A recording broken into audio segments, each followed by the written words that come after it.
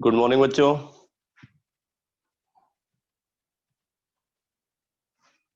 Good morning.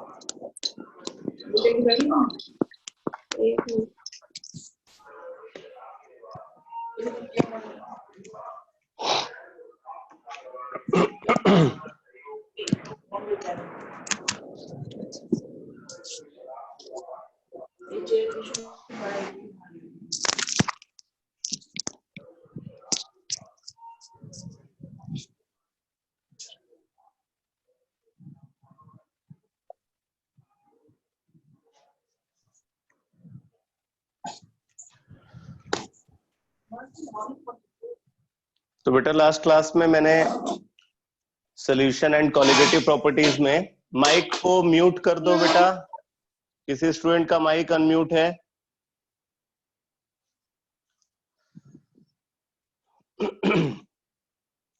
तो last class में मैंने सॉल्यूशन एंड कॉलिगेटिव प्रॉपर्टीज में ऑस्मोटिक प्रेशर को डिस्कस किया था।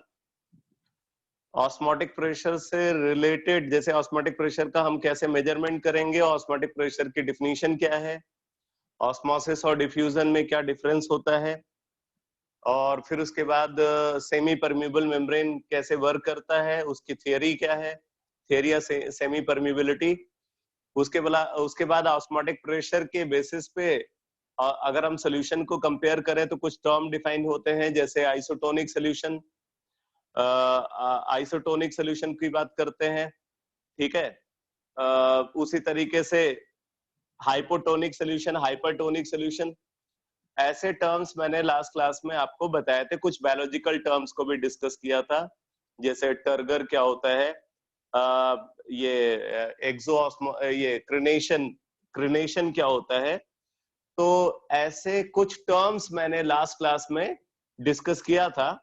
अब मैं ऑस्मोटिक प्रेशर पे बेस्ड कुछ न्यूमेरिकल्स कराने जा रहा हूं, ठीक है। उसके बाद एक कॉन्सेप्ट और ऑस्मोसिस में है जो एनसीईआरटी में भी गिवन है, काफी इंपॉर्टेंट डिस्कशन है, थ्योरेटिकल डिस्कशन, उसको लास्ट में देखेंगे। फिर बाकी जो कॉलिगेटिव प्रॉपर्टीज है उनको समराइज करेंगे, ठीक है। तो जरा एक क्वेश्चन लिखो।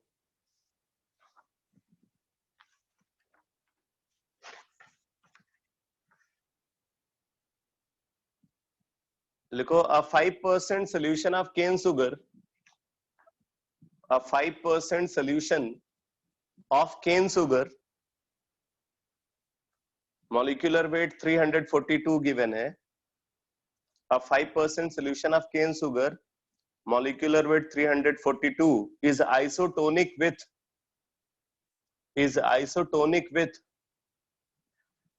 0.877%, is isotonic with 0.877% solution of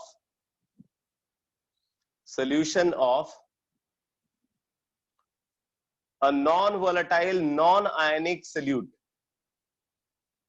0.877% solution of a non-volatile non-ionic solute.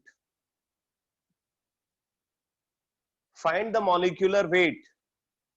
Find the molecular weight of the solute. Find the molecular weight of the solute. मैं एक बार फिर से रिपीट कर रहा हूं क्वेश्चन को। क्वेश्चन है, a 5% solution of cane sugar, molecular weight उसका गिवन है 342, is isotonic with 0.877%, 0.877% solution of non-volatile non-ionic solute, non-volatile non-ionic solute। और आपसे कैलकुलेट करने के लिए बोल रहे हैं find the molecular weight of the solute. तो आपको सोल्यूट का मॉलिक्यूलर वेट को डिटरमाइन करना है।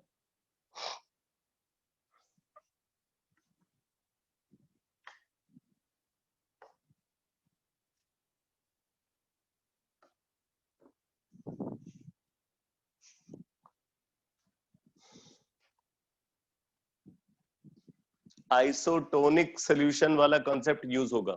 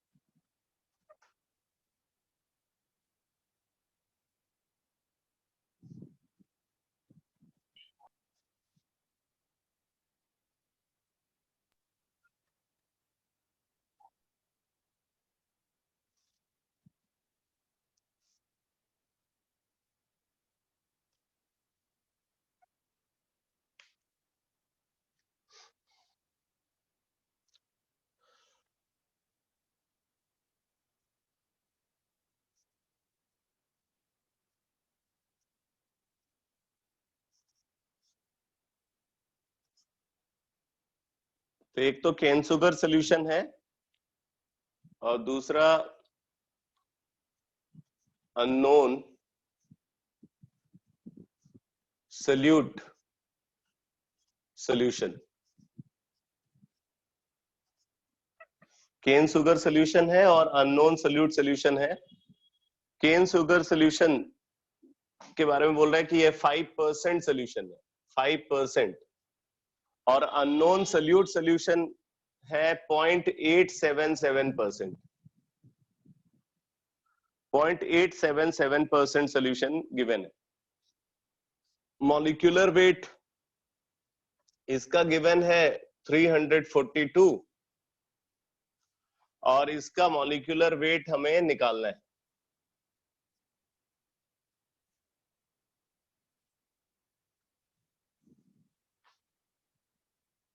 सिक्सटी 67.7। एक मिनट, क्या लिखा है?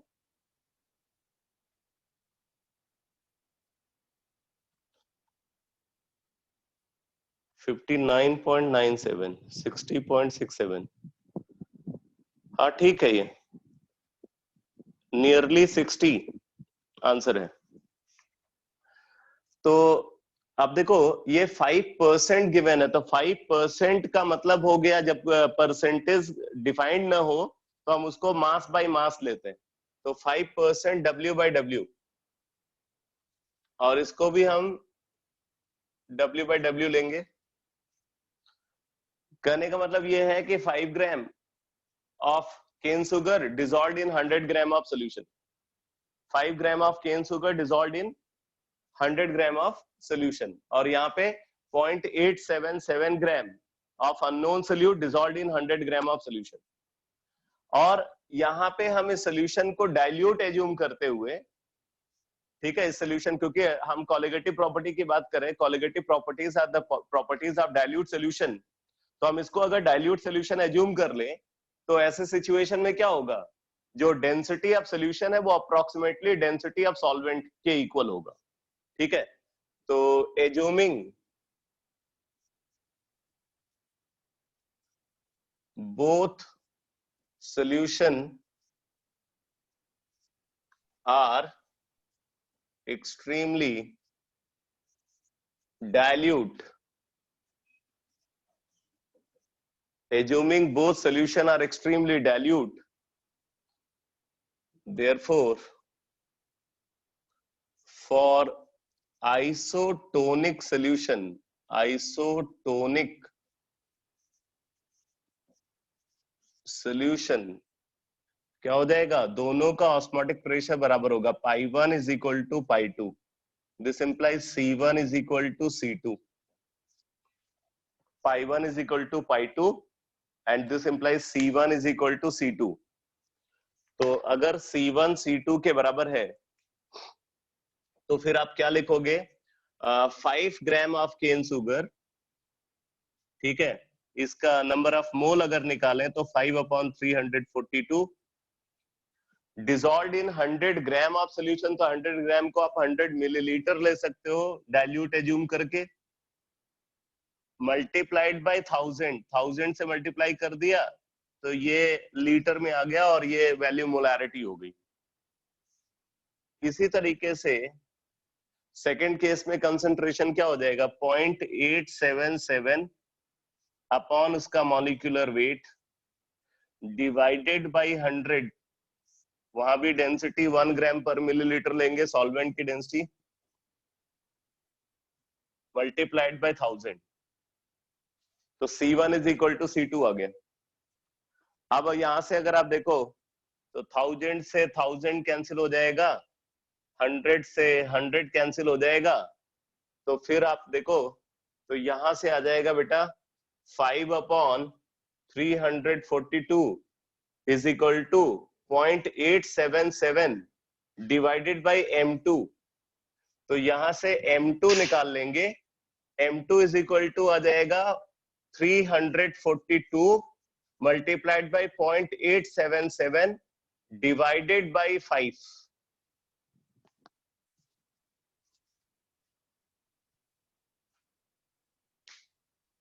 Three 342 multiplied by 0.877 divided by 5, तो ये अप्रोक्सीमेटली 60 आ जाता है।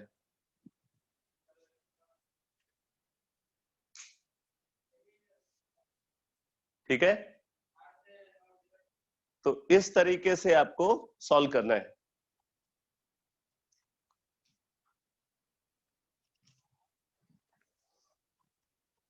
एक और क्वेश्चन लिखो, the osmotic pressure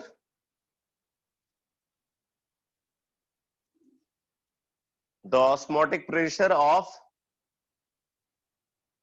0.2 gram, the osmotic pressure of 0.2 gram of hemoglobin, the osmotic pressure of 0.2 gram of hemoglobin in 20 milliliter of solution,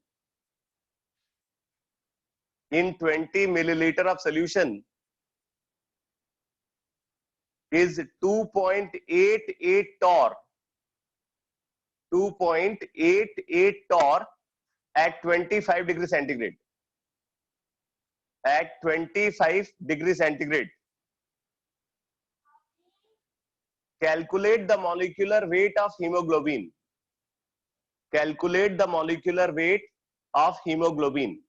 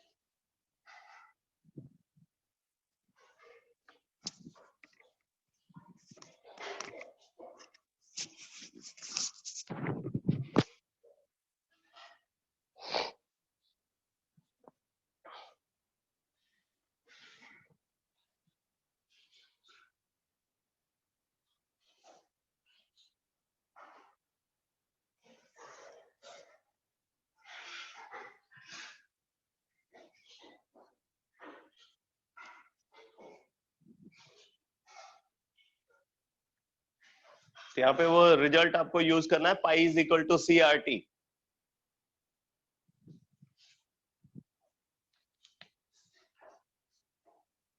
amount of hemoglobin given है 0.2 ग्राम,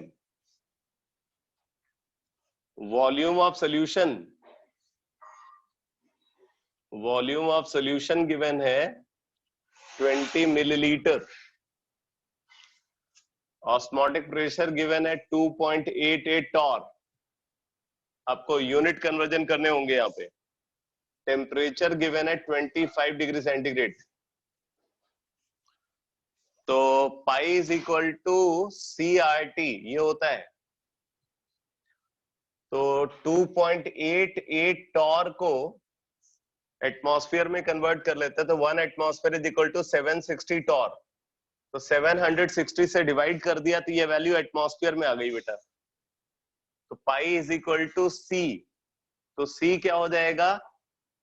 number of mole upon volume of solution in litre. तो नंबर of मोल है 0.2। Molecular weight आपको पता नहीं है तो वही कैलकुलेट करना है। तो 0.2 बाई m ये नंबर ऑफ मोल हो गया हीमोग्लोबिन का, divide by volume of solution 20 millilitre है, 1000 से मल्टीप्लाई किया तो ये लीटर में आ जाएगा। तो ये हो गया C इंटू R। अब देखो हमने इसको एटमॉस्फेयर में ले लिया है और इधर ये मोल पर लीटर में आया है, तो लीटर एटमॉस्फेयर में R वैल्यू लेंगे। तो R वैल्यू लीटर एटमॉस्फेयर में क्या होती है? 0.0821 0.0821 multiplied by temperature. Temperature 25 degree centigrade है, केल्विन में कन्वर्ट करेंगे तो 298 केल्विन आ जाएगा। अब यहां से सॉल्व करके आप मॉलिक्यूलर वेट कैलकुलेट करोगे तो मॉलिक्यूलर वेट आ जाएगा 0.2 इंटू 1200 हो गया। 200 multiplied by 760 multiplied by 0.0821 multiplied by 298 divided by 2.88 into 20।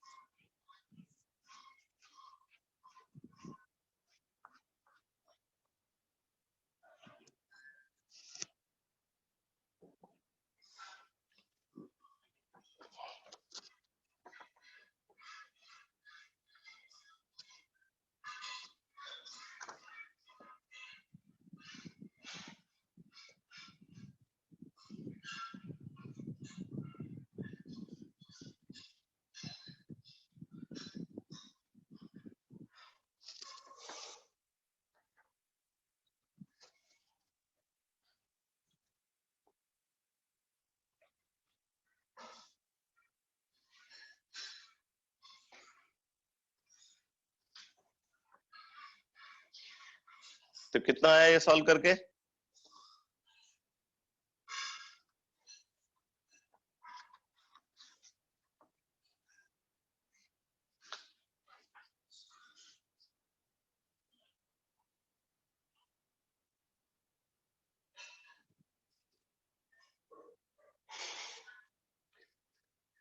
$64,562।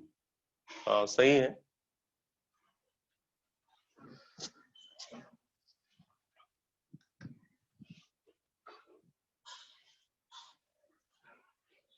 $64,500 के अप्रॉक्स आता है।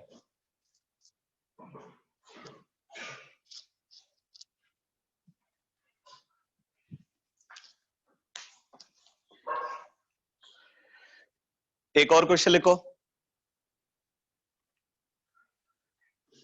10 gram of solute A, 10 gram of solute A and 20 gram of solute B. 10 gram of solute A and 20 gram of solute B are both dissolved in 500 milliliter of water. Are both dissolved in 500 milliliter of water. The solution has the same osmotic pressure. the solution has the same osmotic pressure as the solution has same osmotic pressure as 6.67 gram of A, 6.67 gram of A and 30 gram of B and 30 gram of B dissolved in the same amount of water, dissolved in the same amount of water at the same temperature, dissolved in the same amount of water at the same temperature. What is the ratio of molar masses of A and B? What is the ratio of molar masses of A and B? A और B के molecular mass का ratio निकालना है आपको.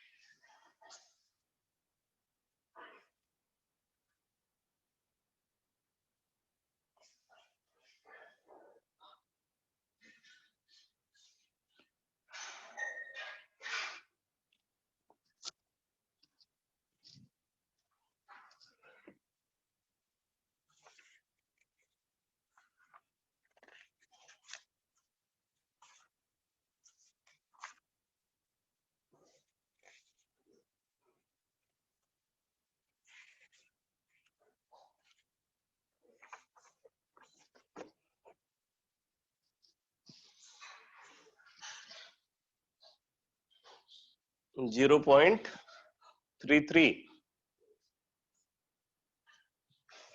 1/3.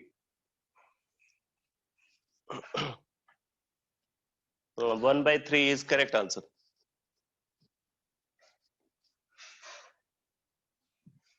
1/3 is correct answer.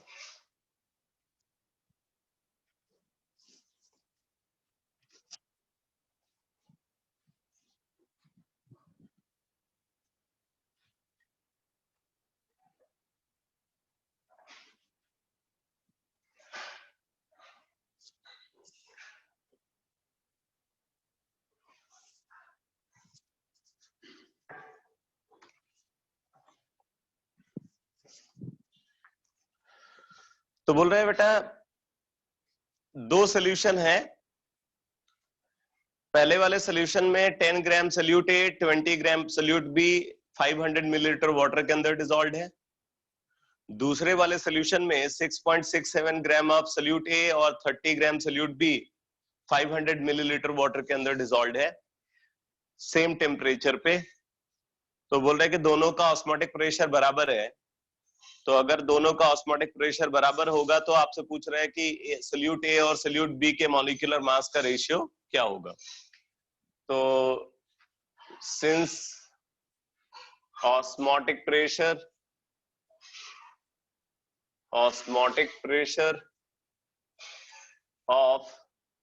Both solution are equal, since osmotic pressure of both solution are equal, therefore क्या हो जाएगा pi1 is equal to pi2, pi1 is equal to pi2.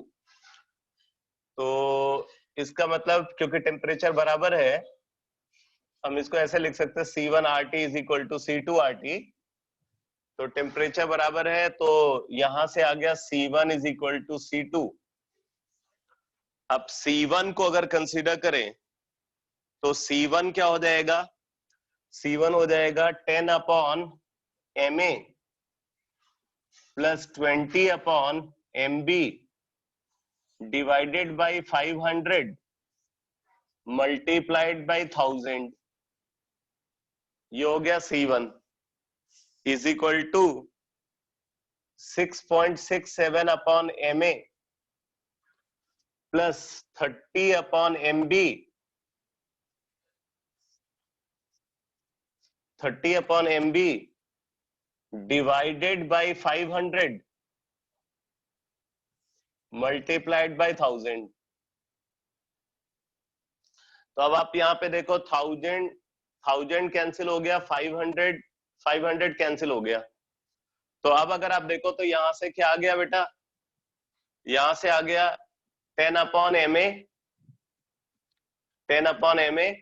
Plus 20/mb is equal to 6.67/ma plus 30/mb। 20/mb को उधर ले गया और इसको इधर ले आया, तो ये आ गया 3.33/ma is equal to 10/mb। तो हमें ma/mb चाहिए, तो ma/mb इज इक्वल टू 3.33/10, या हम इसको लिख सकते हैं अप्रोक्सीमेटली 1/3।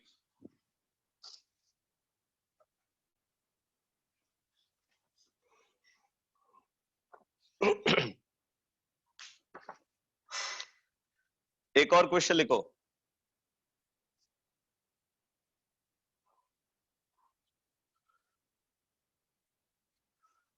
लिखो eight 300 kelvin, at 300 Kelvin, 2 solutions of glucose. At 300 Kelvin, 2 solutions of glucose in water of concentration. At 300 Kelvin, 2 solutions of glucose in water of concentration 0.01 molar, 0.01 molar and 0.001 molar, 0.01 molar and 0.001 molar are separated by semi-permeable membrane. Are separated by semi-permeable membrane. Pressure needs to be applied. Pressure needs to be applied on which solution side? Pressure needs to be applied on which solution side to prevent osmosis? Pressure needs to be applied on which solution side to prevent osmosis? Also calculate the magnitude of this applied pressure. Also calculate the magnitude of this applied pressure. तो पूछ रहे हैं कि osmosis रोकने के लिए pressure आपको किधर अप्लाई करना पड़ेगा और कितना अप्लाई करना पड़ेगा।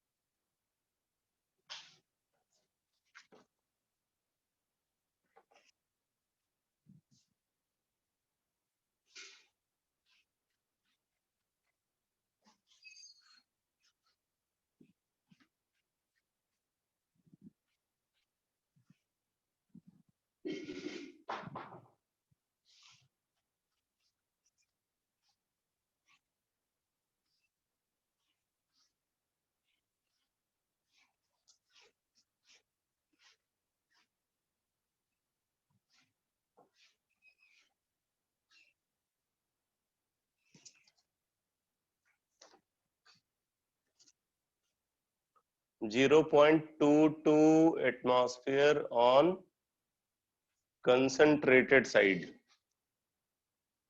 कंसंट्रेटेड मतलब जिधर कंसंट्रेशन ज्यादा है।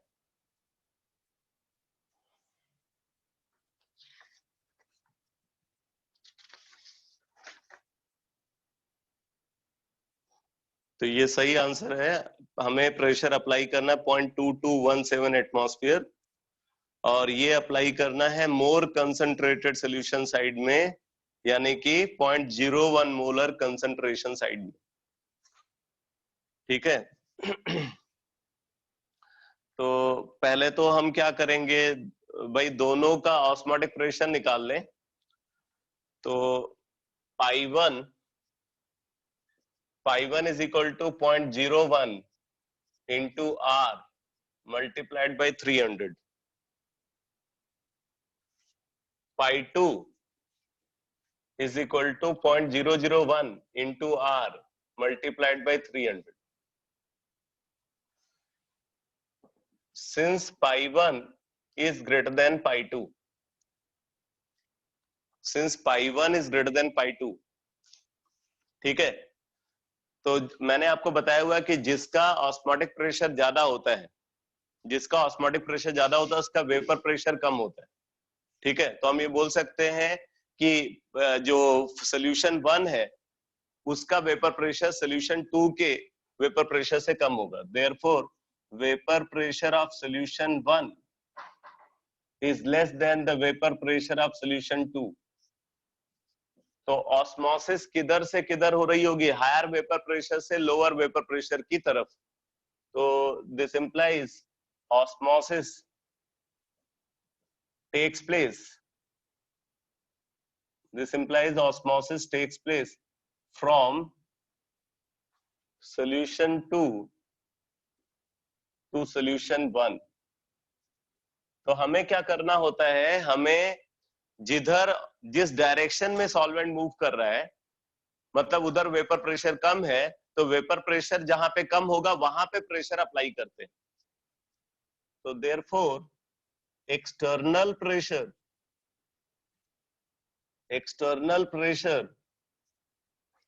should be applied on solution 1। और अभी एक बात ये समझ लो, एक्सटर्नल प्रेशर को हम उतना एक्सटर्नल प्रेशर अप्लाई करेंगे जिससे कि दोनों साइड का ऑस्मोटिक प्रेशर बराबर हो जाए। जो दोनों साइड में ऑस्मोटिक प्रेशर का डिफरेंस है ना, उस डिफरेंस के बराबर एक्सटर्नल प्रेशर अप्लाई करना पड़ेगा।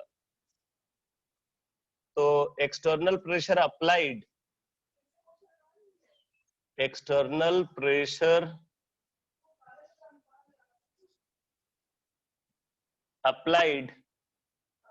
Is equal to pi 1 minus pi 2। जो ऑस्मोटिक प्रेशर का डिफरेंस है उस डिफरेंस के बराबर एक्सटर्नल प्रेशर अप्लाई करना होगा। तो external pressure applied is equal to pi 1 minus pi 2। तो फिर अब देखो ये आ गया 0.01 minus 0.001 multiplied by R into 300। 0.01 minus 0.001 multiplied by R into 300। ये एक्सटर्नल प्रेशर अप्लाइड है।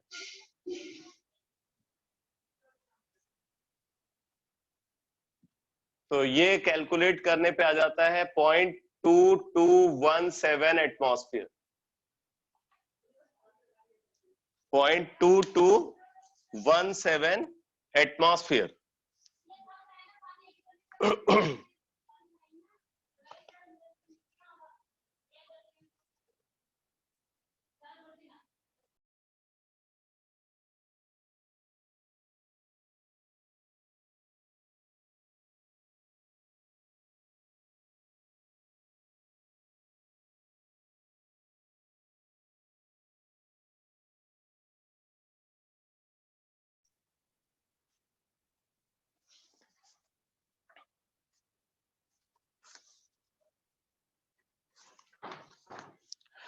अब जरा आप एनसीईआरटी निकालो। अगर आपके पास एनसीईआरटी हो।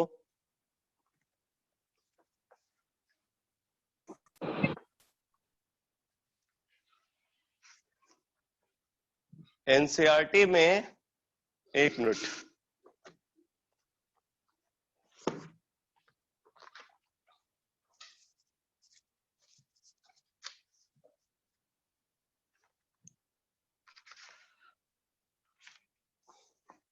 एनसीईआरटी में बेटा गिवन है पेज नंबर, जो नया एडिशन है एनसीईआरटी का,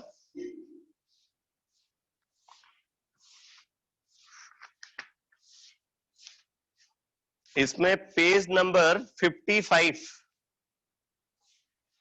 पेज नंबर 55 पे जो लास्ट पैराग्राफ गिवन है वहां से स्टार्ट करते हैं।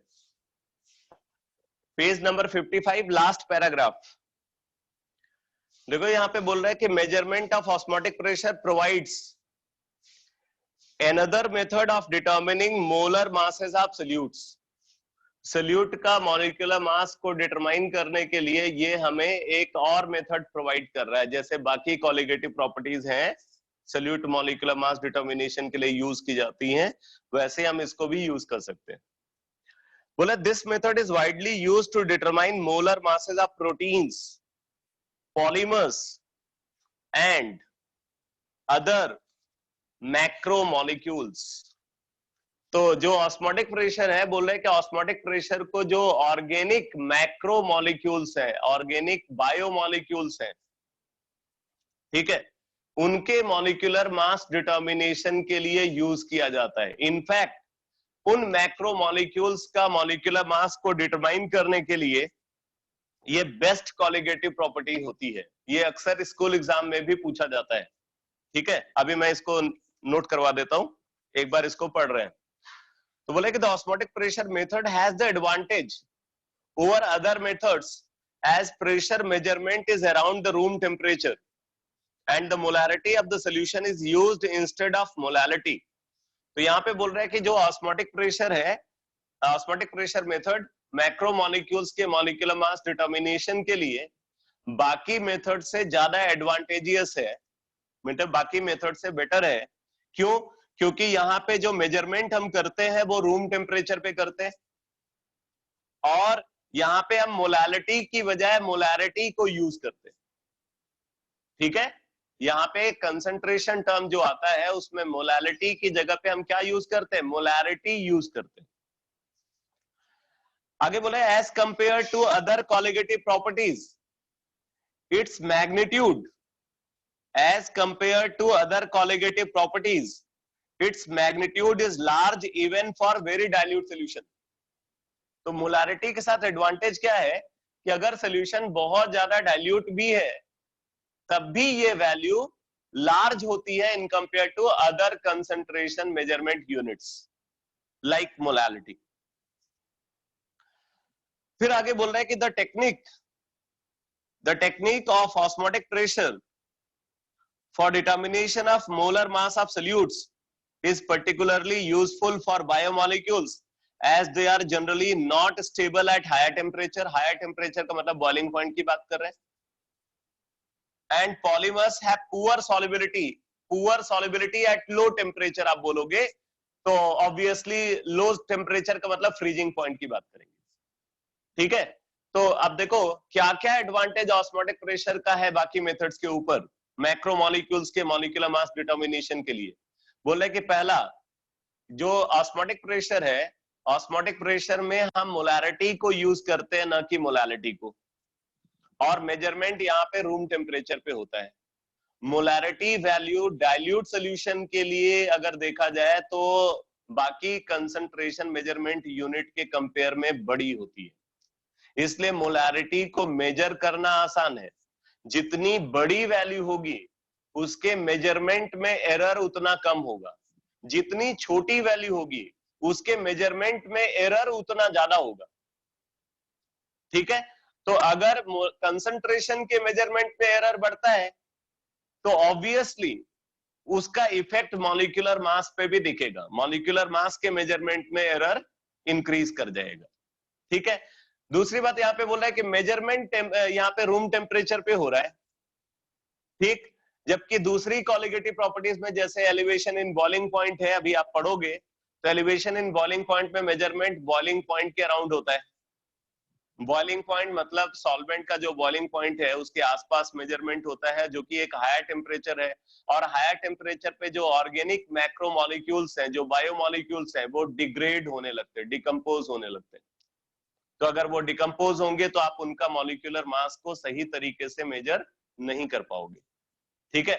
उसी तरीके से बोल रहे हैं कि अगर हम freezing point, depression in freezing point के थ्रू मॉलिक्यूलर मास डिटर्मिनेशन करें, तो फ्रीजिंग पॉइंट बहुत कम टेम्परेचर है और जो ये ऑर्गेनिक मैक्रोमोलिक्यूल्स हैं इनकी सॉल्युबिलिटी कम होती है, तो लो टेम्परेचर पे सॉल्युबिलिटी बहुत कम हो जाएगी। तो ऐसे सिचुएशन में भी हम यहाँ पे मॉलिक्यूलर मास डिटर्मिनेशन को प्रॉपर तरीके से नहीं कर पाएंगे, ठीक है। तो इन एडवांटेजेस की वजह से बोला जाता है कि osmotic pressure best colligative property है for the measurement of molecular mass of macromolecules like proteins, carbohydrates, ठीक है, न्यूक्लिक एसिड्स एटसेट्रा। तो आप इस बात को नोट कर लो, लिखो for the measurement of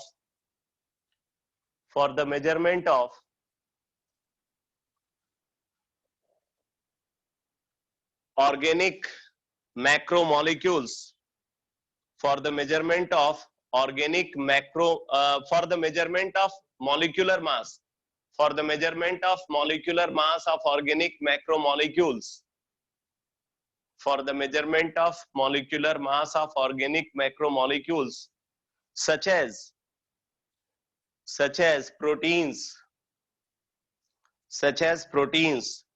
carbohydrates, nucleic acids, proteins, carbohydrates, nucleic acids, etc. Osmotic pressure is best colligative property. Osmotic pressure is best colligative property because number one, लिखो, such compounds possess low solubility. Such compounds possess low solubility at low temperature. Such compounds possess low solubility at low temperature, that is freezing point of the liquid. That is freezing point of the liquid. ये एक factor है, एक explanation है। Number two लिखो, such compounds undergo decomposition. Such compounds undergo decomposition at higher temperature. Such compounds undergo decomposition at higher temperature, such as boiling point of the liquid. Such as boiling point of the liquid. Number 3, लिखो, in osmotic pressure molecular mass measurement is done. In osmotic pressure molecular mass measurement is done in terms of molarity. Molecular mass determination is done in terms of molarity. Whereas in other colligative properties,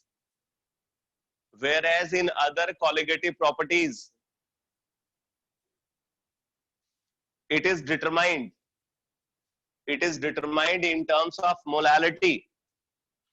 It is determined in terms of molality.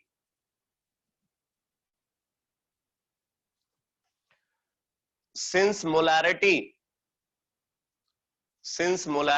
possesses higher value, than molality for dilute solution, since molarity possesses higher value than molality for dilute solution, therefore error in measurement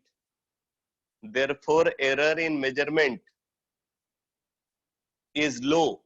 Therefore error in measurement is low in case of molarity, and hence in case of molecular mass of solute, and hence in case of molecular mass of solute. ठीक है, तो जब आपसे question पूछा जाएगा कि osmotic pressure जो है वो बेस्ट कोलिगेटिव प्रॉपर्टी क्यों है macro molecule organic macro molecules के मॉलिक्यूलर मास डिटर्मिनेशन के लिए, तो आपको ये एक्सप्लेनेशन लिखने होंगे.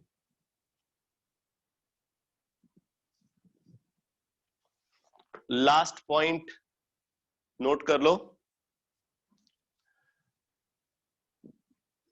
लिखो. In case of osmotic pressure,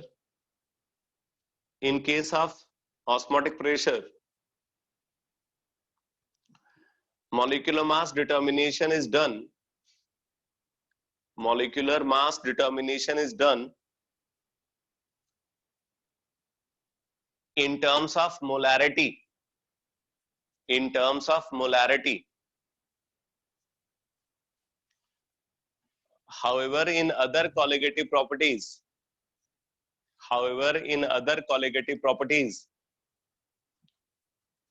it is done.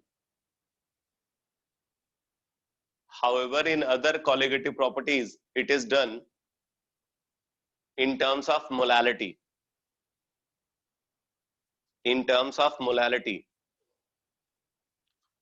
आगे लिखो, since molarity possesses higher value,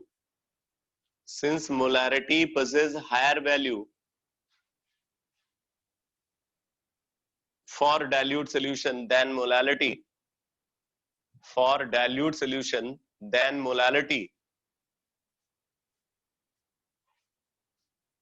therefore error in measurement of molality is low. Error in measurement of molarity is low, and hence error in measurement of molecular mass of solute is also low. And hence error in measurement of molecular mass of solute is also low. ठीक है, तो ये 3 points हैं जिनके basis पे हम ये बोलते हैं कि osmotic pressure best colligative property है in compare to other for measurement of molecular mass of macromolecules. तो ये पॉइंट क्लियर हो गया बेटा, ये एक्सप्लेनेशन सबको समझ में आ गया. ये जो एक्सप्लेनेशन मैंने बताया वो सबको क्लियर हो गया.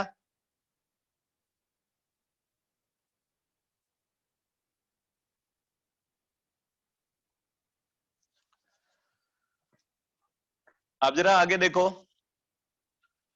बोला है कि two solutions having same osmotic pressure at a given temperature are called isotonic solutions. When such solutions are separated by semi-permeable membrane, no osmosis occurs between them. अगर isotonic solution को semi-permeable membrane से separate करोगे तो उनके बीच में osmosis नहीं होगी. For example, the osmotic pressure associated with, ये भी बड़ा important discussion है. For example, the osmotic pressure associated with the fluid inside the blood cell is equivalent to that of 0.9% mass by volume sodium chloride solution. तो बोल रहा है कि blood cell के अंदर जो फ्लूइड है उसका ऑस्मोटिक प्रेशर वो इक्विवेलेंट होता है 0.9% mass by volume sodium chloride solution की. ठीक है, तो आप इस बात को स्पेशली लिख लो,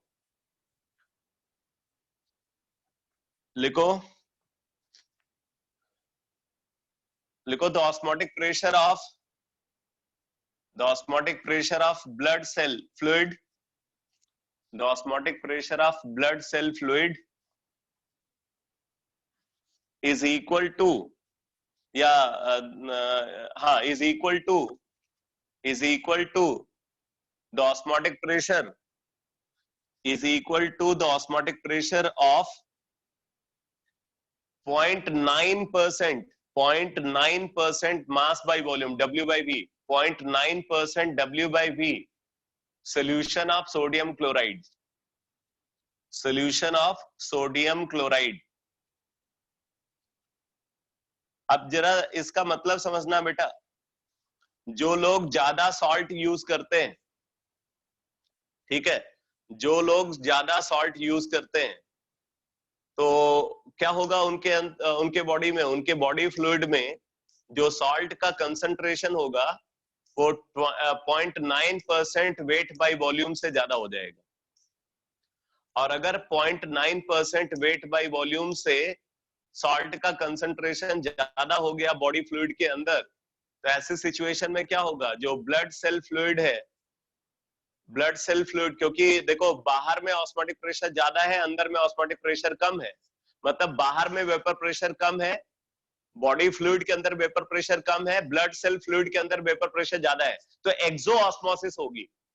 तो एक्सोऑस्मोसिस होगी, इससे क्या होगा, ब्लड सेल जो है वो श्रिंक कर जाएगा, प्लाज्मोलिसिस देखने को मिलेगी, ठीक है, प्लाज्मोलिसिस और क्रिनेशन, ठीक है।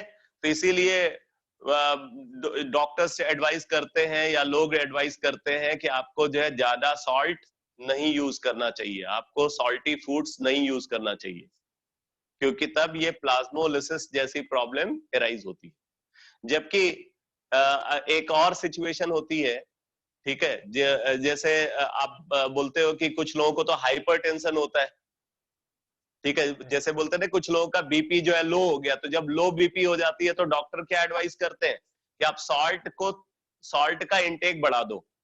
तो सॉल्ट का इंटेक बढ़ाने के लिए क्यों बोलते हैं, क्योंकि वहां पे अगर आप देखो तो वहां पे अपोजिट प्रॉब्लम हो गई, जो सॉल्ट कम यूज कर रहे हैं उनके साथ क्या दिक्कत होगी, बॉडी फ्लूइड के अंदर सॉल्ट का कंसंट्रेशन इस लेवल से कम हो जाएगा।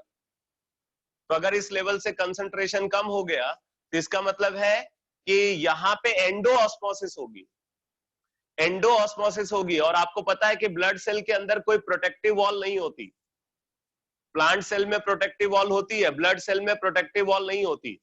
तो अगर प्रोटेक्टिव वॉल नहीं होगी तो ऐसे सिचुएशन में क्या होगा, ब्लड सेल का रप्चर होगा, ठीक है, तो उसकी वजह से दूसरी प्रॉब्लम अराइज होती है। तो लो बीपी के केस में अलग एडवाइस डॉक्टर आपको देते हैं और हाई बीपी के केस में अलग एडवाइस देते हैं, ठीक है।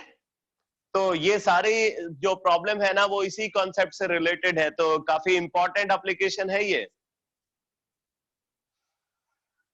तो बोला कि for example the osmotic pressure associated with the fluid inside the blood cell is equivalent to that of 0.9% mass by volume sodium chloride solution called normal saline solution, called normal saline solution, and it is safe to inject intravenously।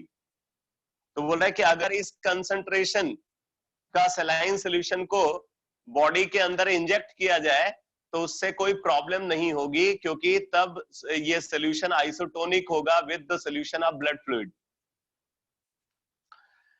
आगे बोल रहा है कि on the other hand if we place the cells in a solution containing more than 0.9% mass by volume sodium chloride, तो बोल रहा है कि if we place the cells in a solution containing more than 0.9% mass by volume sodium chloride, water will flow out। तो क्या होगा, exoosmosis होगी, water will flow out of the cell and they would shrink, तो वो shrink कर जाएगा, plasmolysis or crenation। Such a solution is called hypertonic। तो ऐसे solution को हम hypertonic solution बोलते हैं। आगे बोला if the salt concentration is less than 0.9% mass by volume, the solution is said to be hypotonic। In this case, water will flow into the cell, endoosmosis होगी। If placed in this solution and they would swell, तो वो swell कर जाएंगे।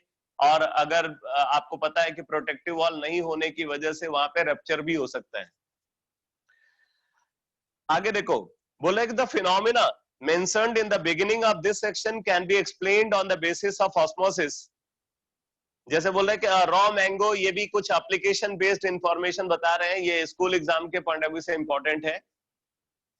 बोले a raw mango placed in concentrated salt solution loses water via osmosis and shrivel into pickle। तो आपने देखा होगा कि जो है जब पिकल बनाते हैं मैंगो, जो ये रॉ मैंगो होता है, कच्चा वाला आम, उसको काट करके फिर क्या करते हैं, उसको सॉल्ट के अंदर रखते हैं। तो अगर सॉल्ट के अंदर रखेंगे तो उसके अंदर जो वाटर है, वो वाटर जो है वो एक्सो ऑस्मोसिस के थ्रू बाहर आ जाएगा। ठीक है, तो वो उसके अंदर जितना भी वाटर या मॉइस्चर आप बोल सकते हो, सारा मॉइस्चर जो है वो बाहर आ जाएगा। तो इससे क्या होगा, पिकल को आप ज्यादा टाइम तक प्रिजर्व करके रख सकते हो। ठीक है, तो पिकल को ज्यादा टाइम तक प्रिजर्व करके रखने के लिए उसको हम सॉल्ट के अंदर रखते हैं। तो a raw mango placed in concentrated salt solution loses water via osmosis and shrivel into pickle। इसी तरीके से बोल रहा है wilted flowers revive when placed in fresh water। अगर फ्लावर जो है वो मुरझा गया है, ठीक है, तो उसको बोल रहा है कि अगर फ्रेश वाटर के अंदर रखें तो क्या होता है, वो फिर से खिल जाता है। wilted flowers revive when placed in fresh water। इसी तरीके से बोला है a carrot that has become limp because of water loss into the atmosphere can be placed into the water making it firm once again। तो जो ये vegetable को cell करने वाले लोग होते हैं, आपने देखा होगा कि ये वेजिटेबल्स के ऊपर अक्सर पानी के छींटे मारते रहते। तो उसमें जैसे कैरेट है, तो कैरेट जो है अगर वो बहुत टाइम तक ऐसे पड़ा हुआ है तो उसके अंदर एक्सो ऑस्मोसिस होगी, तो उससे क्या होगा, वो श्रिंक कर जाता है। तो अगर उस पे पानी के छींटे मारते तो वो फिर से रिवाइव हो जाता है, फिर से वो वैसा ही फॉर्म हो जाता है जैसे वो फ्रेश फॉर्म में प्रेजेंट था। इसी तरीके से बोल रहे हैं water will move into its cells through osmosis when placed in water containing less than 0.9% mass by volume salt, blood cells swell due to flow of water in them by osmosis। तो बोल रहा है कि अगर हम when placed in water containing less than 0.9% mass by volume salt, blood cells swell due to the flow of water in them by osmosis। People taking a lot of salt or salty food experience water retention in tissue cell and intercellular spaces because of osmosis। The resulting puffiness or swelling is called edema। तो बोल रहा है कि endo osmosis की वजह से, ठीक है, एंडो ऑस्मोसिस की वजह से क्या होता है, जो ब्लड सेल होते हैं वो स्वेल कर जाते हैं और उसकी वजह से एक प्रॉब्लम अराइज होती है जिसको बोल रहे हैं एडीमा। ठीक है, तो ये आपको याद रखना है, बड़ा इंपॉर्टेंट टर्म है, अक्सर स्कूल एग्जाम में पूछा जाता है। एक बार आप इसको पूरा अच्छे से पढ़ करके, मैं तो अभी इसको एक्सप्लेन कर दे रहा हूं, आप इसको पढ़ करके अच्छे से जितने भी इंपॉर्टेंट पॉइंट्स हैं सारे पॉइंट्स को आपको नोट कर लेना है। इसी तरीके से बोला है water movement from soil into plant roots and subsequently into upper portion of the plant is partly due to osmosis.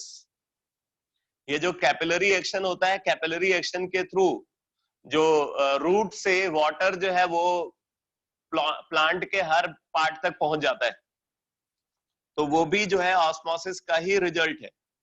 तो water movement from soil into plant roots and subsequently into upper portion of the plant is partly due to osmosis। The preservation of meat by salting and of fruits by adding sugar protects against bacterial action। Through the process of osmosis, a bacterium on salted meat or candied fruit loses water, shrivels and dies।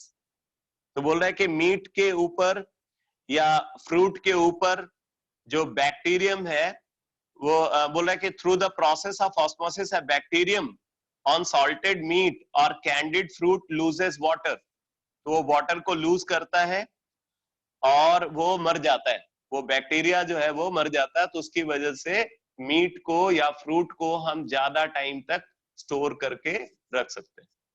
ठीक है, तो meet और fruit को preserve करने के लिए भी यहाँ पे जो है सॉल्ट को या शुगर के अंदर उसको रखा जाता है, और ये भी ऑस्मोसिस का ही एक एप्लीकेशन है। ठीक है बेटा, तो इसका पूरा अच्छे से नोट्स बना लेना। आगे फिर रिवर्स ऑस्मोसिस को डिस्कस किया है, रिवर्स ऑस्मोसिस के बारे में मैं बता चुका हूँ, सारी बात आप समझते हो। ठीक है, तो अब हम लोग नेक्स्ट कॉलिगेटिव प्रॉपर्टी की तरफ मूव कर रहे हैं। तो मुझे बताओ कि ये सारी चीज क्लियर हो गई, ये जितने पॉइंट्स यहाँ पे डिस्कस हुए हैं एनसीईआरटी में, ये सारे एप्लीकेशन जो डेली लाइफ एप्लीकेशन है वो आपको समझ में आ गए?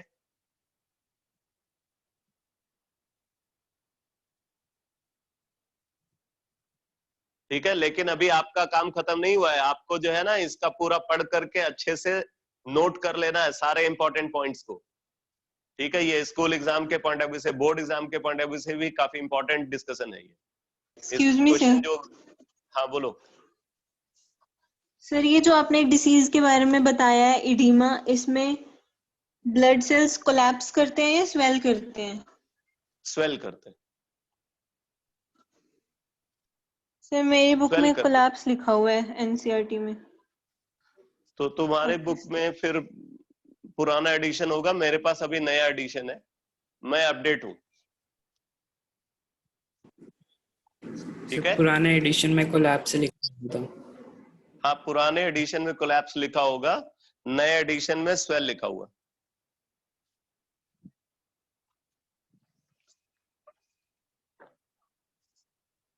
अब वो बात आती है कि वो कोलैप्स भी कर सकता है, कोलैप्स भी कर सकता है, क्योंकि आपको पता है कि वहां पे कोई प्रोटेक्टिव वॉल तो है नहीं, तो प्रोटेक्टिव वॉल है नहीं, तो अगर मान लो टर्गर जो है बहुत ज्यादा बढ़ जाएगा, तो ऐसे सिचुएशन में क्या होगा, वो कोलैप्स भी कर सकता है।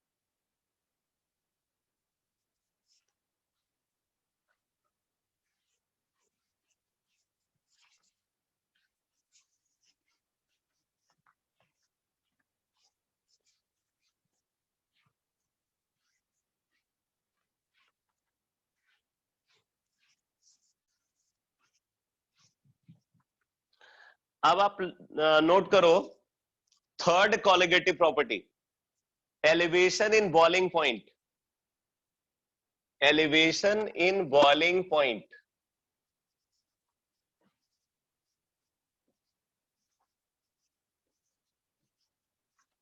Elevation in boiling point.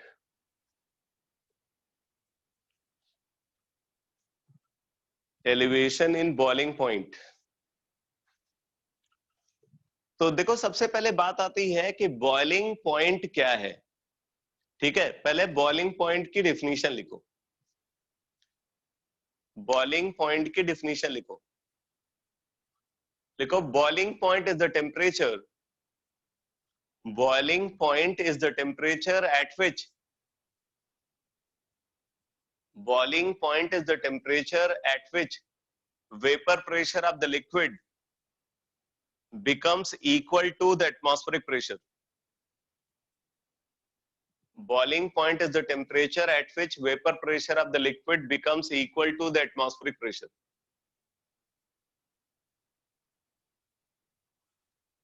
आगे लिखो, when non-volatile solute, when non-volatile solute is added inside the pure solvent,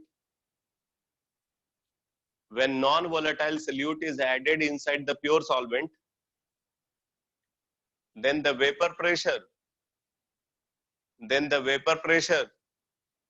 of the solution, of the resulting solution decreases.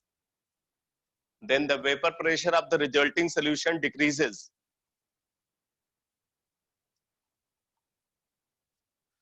Due to which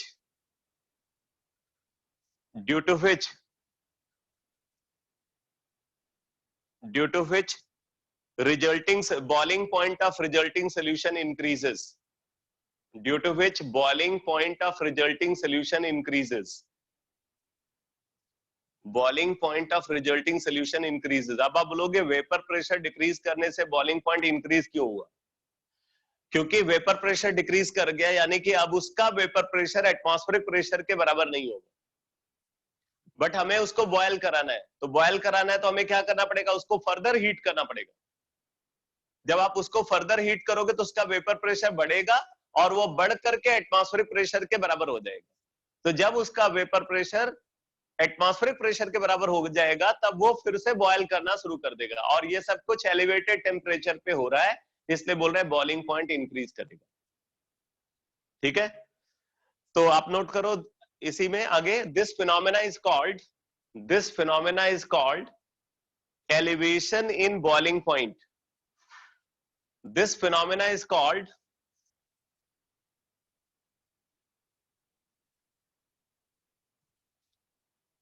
मैं रिपीट कर देता हूं, आप नोट कर लो। when non-volatile solute is added inside the pure solvent, when non-volatile solute is added inside the pure solvent, then the vapor pressure of resulting solution decreases. Then the vapor pressure of resulting solution decreases, due to which boiling point of the solution increases. Due to which boiling point of the solution increases. This phenomena is called elevation in boiling point.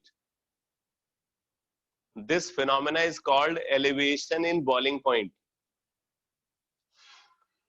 आगे लिखो, which is measured with the help of ebullioscope.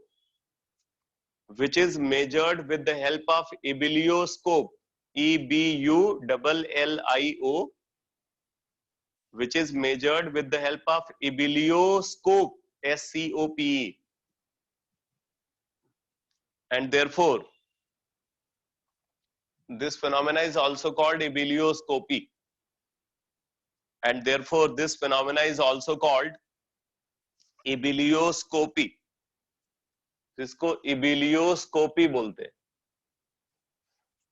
अब जरा देखो इसकी graphical analysis क्या है, elevation in boiling point की graphical analysis.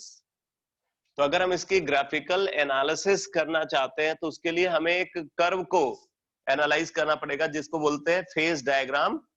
पहले भी मैं गैसियस स्टेट में बता चुका हूं इसको।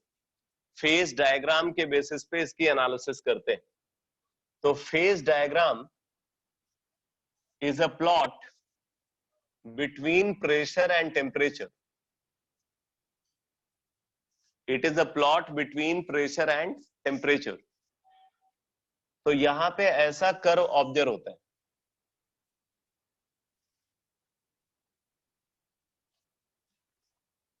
ये कर्व ऑब्जर्व होता है, ठीक है। इसमें देखो इस कर्व के लेफ्ट हैंड साइड में मैटर सॉलिड फेज में होगा, इसके बीच में मैटर लिक्विड फेज में होगा, इसके राइट साइड में मैटर वेपर फेज में होगा, और ये टेम्परेचर जिसको बोलते हैं क्रिटिकल टेम्परेचर से हायर टेम्परेचर पे वो गैसियस फेज में होगा। तो वेपर और गैस को डिफरेंशिएट करता है ये क्रिटिकल टेम्परेचर। कोई भी गैसियस फॉर्म जो क्रिटिकल टेम्परेचर से बिलो टेम्परेचर पे प्रेजेंट है वो वेपर है, और अगर वो gaseous form above critical temperature है तो वो गैस है। तो critical temperature is the boundary between vapour and gas. तो अब जरा यहाँ पे देखो ये वाला पॉइंट, इस पॉइंट पे क्या है, इस पॉइंट पे तीनों फेजेस एक साथ प्रेजेंट है, सॉलिड लिक्विड वेपर तीनों एक साथ प्रेजेंट है, इसलिए हम इसको बोलेंगे ट्रिपल पॉइंट। ये ट्रिपल पॉइंट है जहां पे सॉलिड लिक्विड वेपर तीनों एक साथ प्रेजेंट है।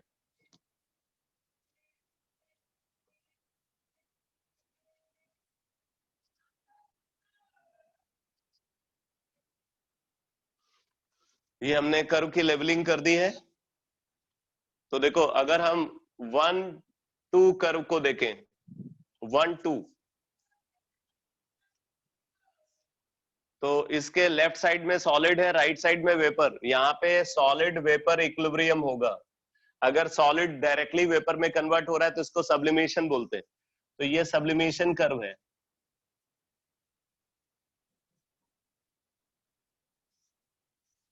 Sublimation curve.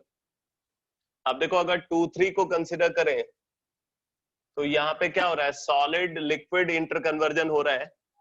तो 2 3 को बोलेंगे फ्यूजन कर्व, फ्यूजन और melting curve, fusion curve, fusion curve. ठीक है, इसी तरीके से देखो अगर हम 2 4 को कंसिडर करें तो 2 4 यहाँ पे क्या हो रहा है, लिक्विड वेपर इंटरकन्वर्जन हो रहा है। तो 2 4 इसको बोलेंगे वेपराइजेशन कर्व, वेपराइजेशन कर्व। और अगर पॉइंट 2 को कंसिडर कर दो, पॉइंट 2 इज ट्रिपल पॉइंट। ये क्या है, ये है ट्रिपल पॉइंट, जहां पे तीनों फेजेस एक साथ प्रेजेंट। वाटर के लिए ट्रिपल पॉइंट होता है 273.16 केल्विन। ठीक है, तो ये है कर्व की लेवलिंग।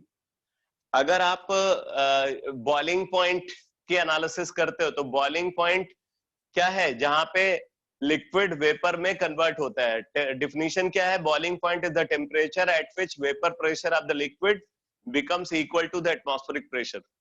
तो हमें क्या करना है, जब हम बॉइलिंग पॉइंट की एनालिसिस करेंगे तो हमें वेपराइजेशन कर्व की एनालिसिस करनी पड़ेगी।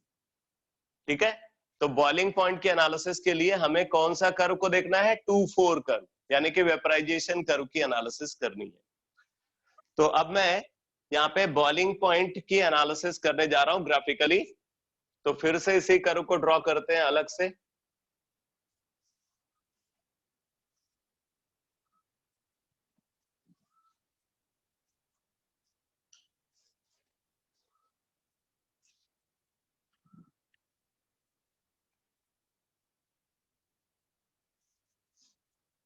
ये वेपराइजेशन कर्व है। मान लो ये वेपराइजेशन कर्व है फॉर प्योर सॉल्वेंट। तो सोल्यूशन के लिए जो वेपराइजेशन कर्व ऑब्जर्व होता है वो ऐसा होगा।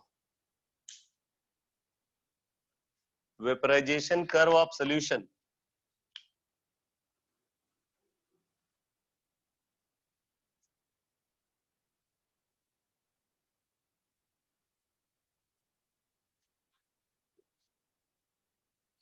ये हो गया फॉर सोल्यूशन, और ये हो गया for pure solvent, pure solvent.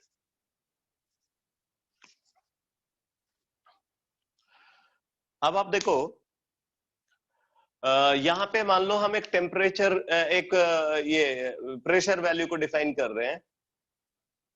ये है एटमॉस्फेरिक प्रेशर। ठीक है, ये इसको हम एटमॉस्फेरिक प्रेशर बोल रहे हैं, एटमॉस्फेरिक प्रेशर। तो एटमॉस्फेरिक प्रेशर के बराबर वेपर प्रेशर जब प्योर सॉल्वेंट का होगा, तो जिस टेम्परेचर पे ये सिचुएशन अराइज होती है उस टेम्परेचर को हम उसका बॉइलिंग पॉइंट बोलेंगे। तो बॉइलिंग पॉइंट वो टेम्परेचर है जिस टेम्परेचर पे लिक्विड का वेपर प्रेशर एटमॉस्फेरिक प्रेशर के बराबर हो जाता है। तो ये एटमॉस्फेरिक प्रेशर है। अब इसके करस्पॉन्डिंग टेम्परेचर को अगर कंसिडर किया जाए तो ये टेम्परेचर होगा boiling point of pure solvent, boiling point of pure solvent, TB naught. इसको टीबी नॉट से रिप्रेजेंट करेंगे। TB naught is the boiling point of pure solvent. आप देख सकते हो इसी टेम्परेचर पे सोल्यूशन का जो वेपर प्रेशर है बेटा, सोल्यूशन का वेपर प्रेशर इस पॉइंट के करस्पॉन्डिंग आप निकालोगे। ये सोल्यूशन का वेपर प्रेशर है। और ये वेपर प्रेशर किसका था? प्योर सॉल्वेंट का। मैं इसको पी नॉट से रिप्रेजेंट कर रहा हूं। तो आप ये यहाँ पे ये ऑब्जर्व कर रहे हैं कि जो सोल्यूशन का वेपर प्रेशर है वो एटमॉस्फेरिक प्रेशर से कम है, इसीलिए जिस टेम्परेचर पे प्योर सॉल्वेंट बॉयल करेगा, सोल्यूशन उस टेम्परेचर पे बॉयल नहीं करेगा। तो अगर आपको सोल्यूशन का बॉइलिंग पॉइंट पता करना है तो आपको वो टेम्परेचर देखना होगा जिस टेम्परेचर पे सोल्यूशन का वेपर प्रेशर एटमॉस्फेरिक प्रेशर के बराबर होगा। अब वो टेम्परेचर आपको यहां से मिलेगा। अगर आप इसको आगे एक्सटेंड कर दो तो ये सोल्यूशन कर्व है, अब इसके करस्पॉन्डिंग आप टेम्परेचर निकाल लो, तो ये टेम्परेचर जो आएगा ये बॉइलिंग पॉइंट ऑफ सोल्यूशन। ये boiling TB naught is boiling point of pure solvent, TB is the boiling point of solution. तो आप देखो इन दोनों का जो डिफरेंस है, TB नॉट और TB का जो डिफरेंस है, इसी डिफरेंस को डेल्टा TB यानी कि एलिवेशन इन बॉइलिंग पॉइंट बोलते हैं।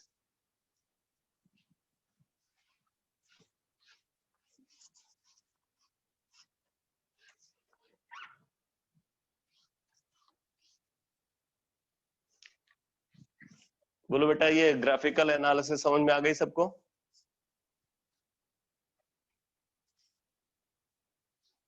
ये ग्राफिकल एनालिसिस समझ में आ गई?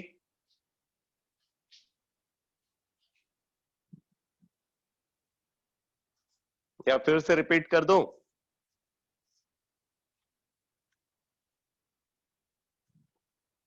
इसको फिर से रिपीट करने की जरूरत तो नहीं है?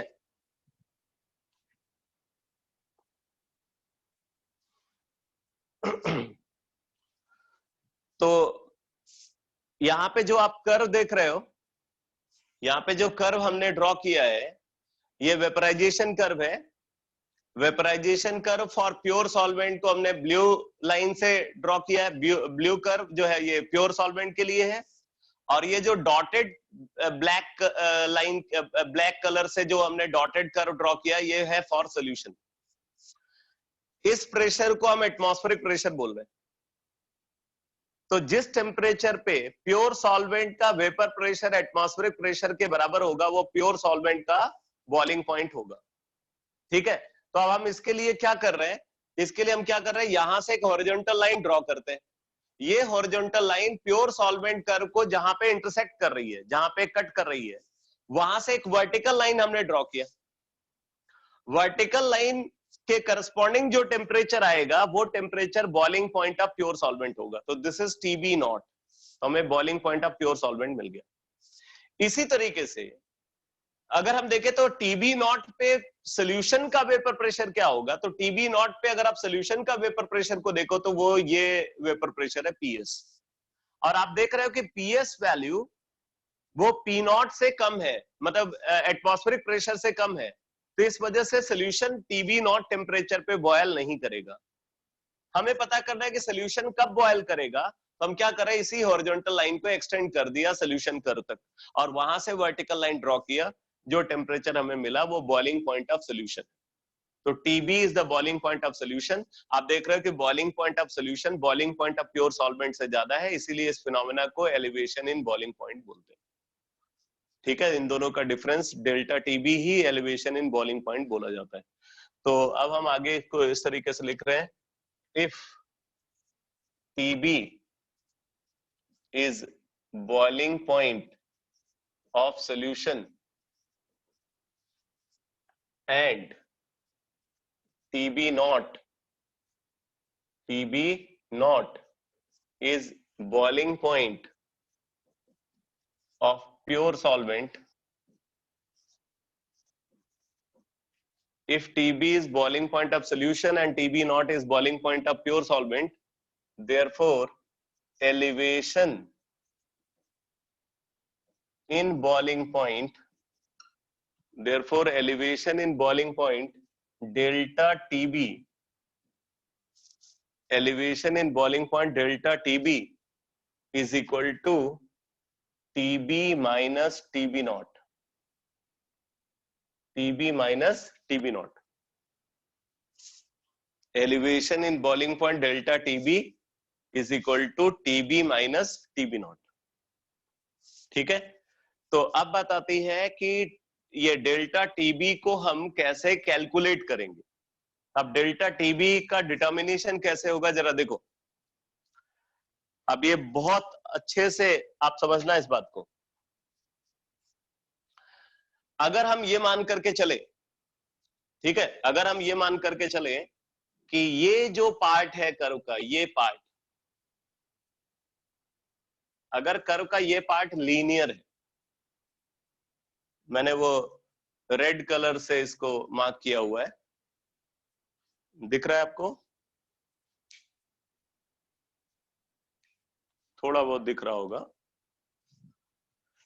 तो अगर हम ये पार्ट को, कर्व का इस पार्ट को लीनियर एज्यूम कर ले, स्ट्रेट लाइन एज्यूम कर ले, ऑब्वियसली ये एजम्पशन और सही होगा, ठीक है, ये एजम्पशन और सही होगा जब ये रेंज जो है ना, ये डेल्टा टीबी वैल्यू कम होगी।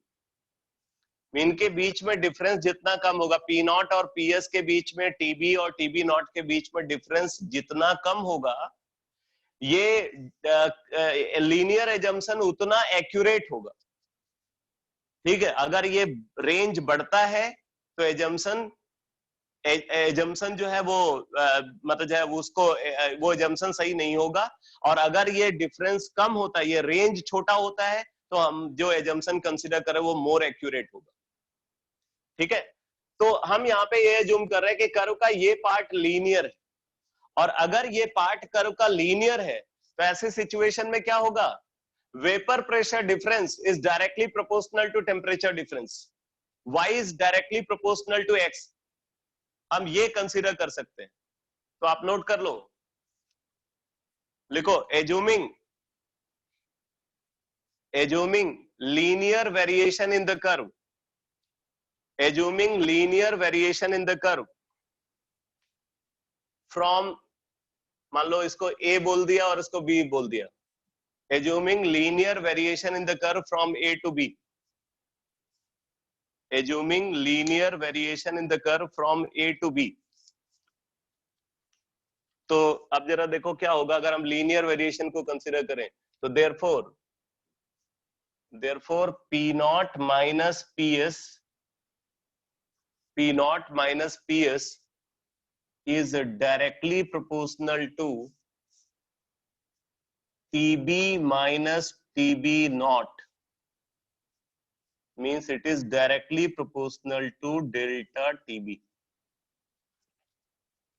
P naught minus PS is directly proportional to delta TB, ये हम लिख सकते हैं। Y is proportional to X। हम इसको ये भी लिख सकते हैं, डेल्टा टीबी अगर y is proportional to x है तो हम ये भी लिख सकते हैं x is proportional to y, तो delta TB is directly proportional to P naught minus P S भी लिख सकते हैं। आप देखो, from relative lowering in vapour pressure, from relative lowering in vapour pressure expression क्या है भाई, P naught minus P S upon P naught, P naught minus P S upon P naught is equal to, जो approximation हम consider करते हैं उस approximation के according हम इसको क्या लिख सकते हैं, W A M B upon W B M A. भाई ये मोल फ्रैक्शन ऑफ सल्यूट के बराबर होता है, और मोल फ्रैक्शन ऑफ सल्यूट को अगर सल्यूट ए है तो हम लिखेंगे उसको Na upon Na plus Nb, और सोल्यूशन को डाइल्यूट एज्यूम करते हुए Na को Nb के कंपेयर में नेग्लेक्ट कर देंगे। ठीक है, P naught minus P S upon P not, this is mole fraction of solute. Mole fraction of solute को हम number of mole of solute upon number of mole of salute plus number of mole of solvent लिखेंगे। अब यहाँ पे क्या होगा, जो salute का नंबर ऑफ मोल है वो बहुत कम है in compare to number of mole of solvent, क्योंकि सोल्यूशन एक्सट्रीमली डाइल्यूट है, तो इसलिए डिनोमिनेटर में जो number of mole of solute है उसको नेग्लेक्ट कर दिया, तो ये number of mole of solute upon number of mole of solvent आ जाएगा, और उसको हम ऐसा लिख सकते हैं। ठीक है, तो अब जरा यहाँ पे देखो, अगर सॉल्वेंट फिक्स है, अगर हम फिक्स सॉल्वेंट को कंसीडर करते हैं, सॉल्वेंट अगर फिक्स है तो क्या होगा बेटा, सॉल्वेंट फिक्स होगा तो पी नॉट फिक्स होगा, ये पी नॉट वैल्यू फिक्स होगी अगर सॉल्वेंट फिक्स होगा, और अगर सॉल्वेंट फिक्स होगा तो मॉलिक्यूलर मास ऑफ सॉल्वेंट भी फिक्स होगा। तो आप नोट कर लो, for a fixed solvent, for a fixed solvent, for a fixed solvent, P naught and MB is constant.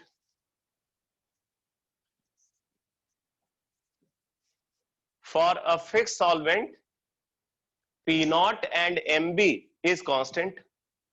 और अगर P naught और MB constant है तो फिर हम क्या लिखेंगे बेटा, this implies P naught minus PS, P naught minus PS is equal to K multiplied by WA upon WB into MA, ये लिख सकते हैं।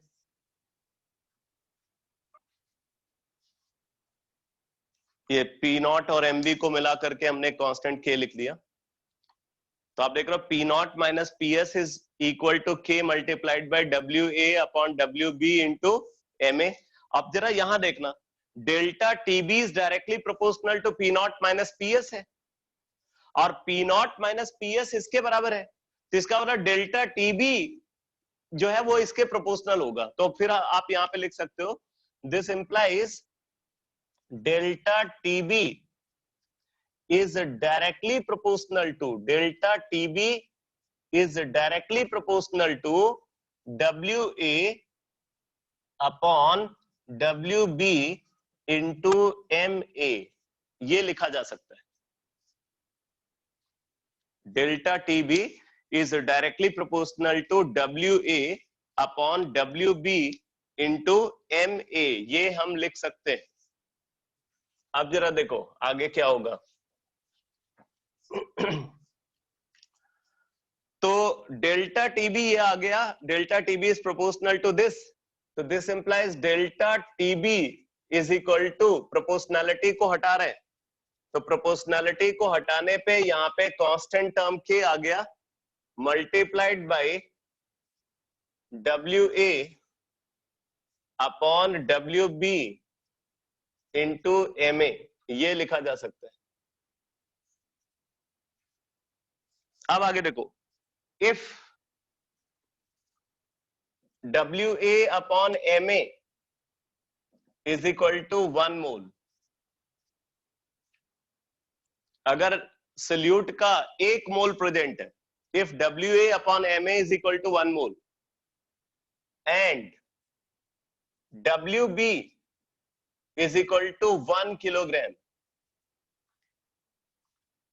If WA upon MA is equal to 1 mole and WB is equal to 1 kilogram, यानी कि हमने 1 molar ले लिया, 1 molar, then delta TB is equal to KB, तब डेल्टा टीबी जो है वो केबी के बराबर होता है, इसको बोलते हैं मोलल एलिवेशन कांस्टेंट। केबी को बोलते हैं बेटा मोलल एलिवेशन कांस्टेंट, बड़ा इंपॉर्टेंट टर्म है। तो अगर सोल्यूशन 1 मोलल है, मतलब सोल्यूट का 1 मोल सॉल्वेंट के 1 किलोग्राम में डिसॉल्व है, तो जो डेल्टा टीबी है मतलब एलिवेशन इन बॉइलिंग पॉइंट, वो केबी के बराबर होता है। केबी को हम बोलते हैं मोलल एलिवेशन कांस्टेंट, ठीक है। तो इसका मतलब 1 मोलल सोल्यूशन के लिए अगर ये वैल्यू केबी है तो m मोलल सोल्यूशन के लिए क्या होगा ये, तो therefore for m mole per kg solution, m mole per kg solution, delta TB is equal to क्या हो जाएगा, KB इंटू M अगर 1 मोलल के लिए ये Kb है तो m मोलल के लिए क्या हो जाएगा, Kb इंटू m। तो delta Tb is equal to Kb into m, ये डेरिवेशन आ जाता है।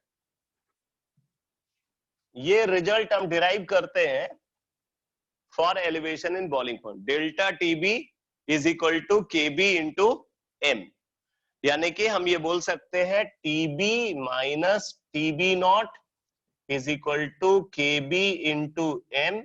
तो यहां से हम लिख सकते हैं Tb is equal to Tb naught plus Kb into m।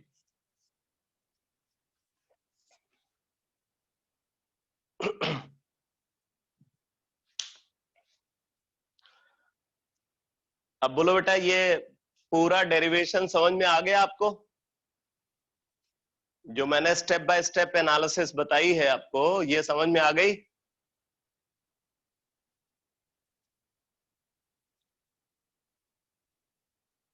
एक बार आपको रिवाइज तो करना ही पड़ेगा, ठीक है, बट स्टेप वाइज जो मैंने एक एक बात आपको बताई हुई है, वो अगर आप समझ पा रहे हो तो फिर आपको ये रिजल्ट को समझने में कोई दिक्कत नहीं होनी चाहिए।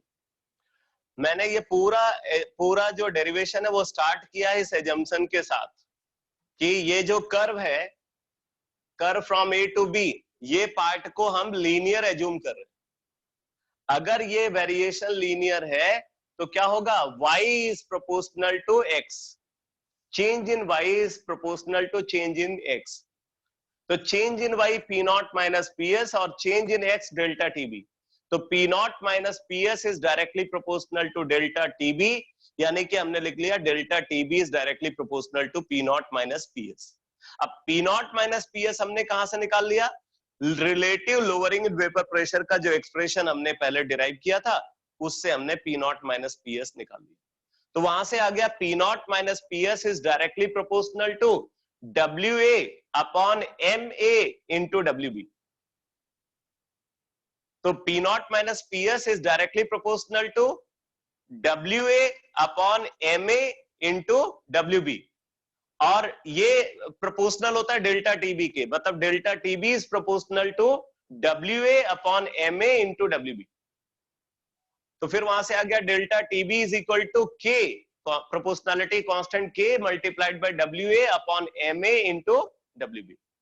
फिर हमने बोला कि अगर WA अपॉन MA 1 मोल है और W 1 किलोग्राम है, मतलब सोल्यूशन का कंसंट्रेशन कितना है, 1 मोलल, तो डेल्टा TB किसके बराबर है, बोल रहा है KB के बराबर है। तब डेल्टा TB KB के बराबर है। KB को हम क्या बोलते हैं, KB को हम बोलते हैं मोलल एलिवेशन कांस्टेंट। तो अगर 1 मोलल सॉल्यूशन के लिए molal elevation in boiling point Kb है, तो m मोलल सॉल्यूशन के लिए क्या हो जाएगा, Kb इंटू m। तो delta TB is equal to Kb into m आ गया, ठीक है। और फिर यहां से हमने ये लिख लिया TB is equal to TB naught plus Kb into m।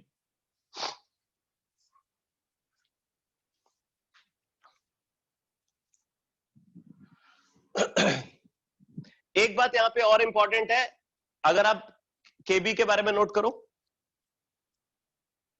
लिखो molal elevation constant Kb, molal elevation constant Kb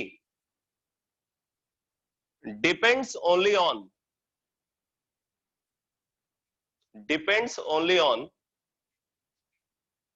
the nature of solvent, depends only on the nature of solvent। However, it is independent from nature of solute। solute कोई भी हो, ये change नहीं होगा। However, it is independent from nature of solute। However, it is independent from nature of solute। तो Kb सिर्फ solvent के nature पे डिपेंड करता है, सल्यूट के नेचर से इंडिपेंडेंट होता है। तो अगर आप Kb को कंसीडर करें तो Kb is equal to R TB naught square MB upon 1000 delta H vaporisation. Kb is equal to R Tb naught square Mb upon 1000 delta H vaporization, या हम इसको ये भी लिखते हैं R Tb naught square upon 1000 into latent heat of vaporization. ये Kb होता है.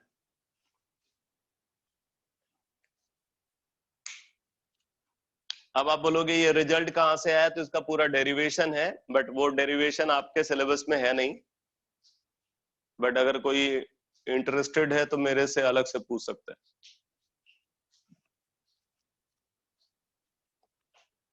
वैसे रिक्वायर्ड नहीं है.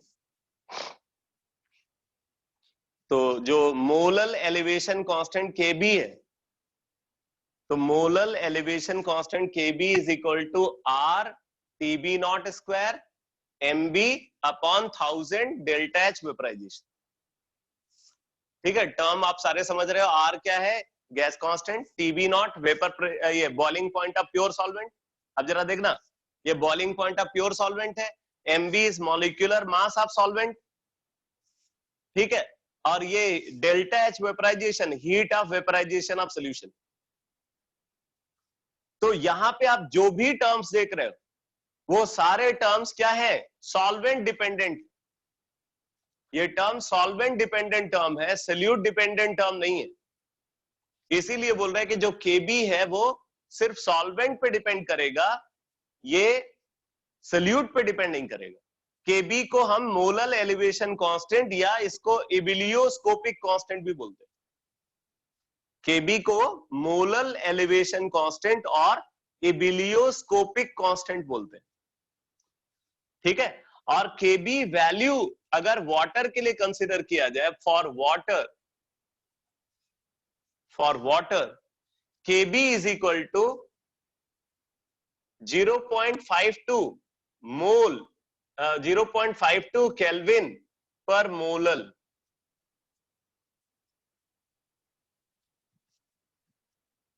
वाटर के लिए Kb वैल्यू क्या होती है? 0.52 केल्विन पर मोलल.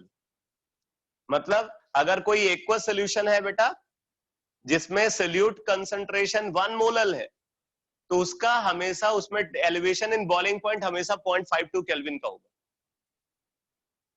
कोई भी सोल्यूट आप वाटर के अंदर डाल दो, अगर सोल्यूशन का कंसंट्रेशन 1 मोलल है तो elevation in boiling point 0.52 kelvin का होगा.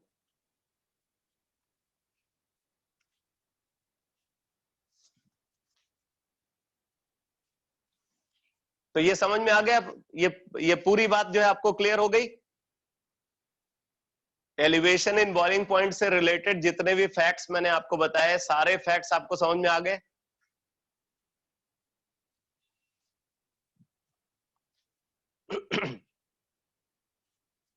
ठीक है. अब देखो एग्जैक्टली इसी तरीके से हम डिप्रेशन इन फ्रीजिंग पॉइंट को भी एनालाइज करते हैं. तो आप लास्ट कॉलिगेटिव प्रॉपर्टी भी लिख लो, depression in freezing point. Depression in freezing point, depression in freezing point. आज मैं ये आपको बता देता हूं, कल की क्लास में मैं आपको जो एबनॉर्मल कॉलिगेटिव प्रॉपर्टी है वो उसका पूरा थ्योरेटिकल डिटेल डिस्कस कर दूंगा, और थोड़ी प्रैक्टिस कल की क्लास में, और फिर जो फ्राइडे की क्लास होगी उसमें पूरा न्यूमेरिकल्स ही डिस्कस करेंगे. मतलब आप टेस्ट के लिए फुली प्रिपेयर्ड हो जाओगे सैटरडे की क्लास तक. बाकी जो पीछे वाला पार्ट है उसको आप रिवाइज करते रहो, क्योंकि फुल टेस्ट होने वाला है सोल्यूशन एंड कॉलिगेटिव प्रॉपर्टी का. ठीक है, तो डिप्रेशन इन फ्रीजिंग पॉइंट, जिसको और हम क्या बोलते हैं? क्रायोस्कोपी. क्या बोलते हैं इसको? क्रायोस्कोपी. CRYOSCOPY, क्रायोस्कोपी.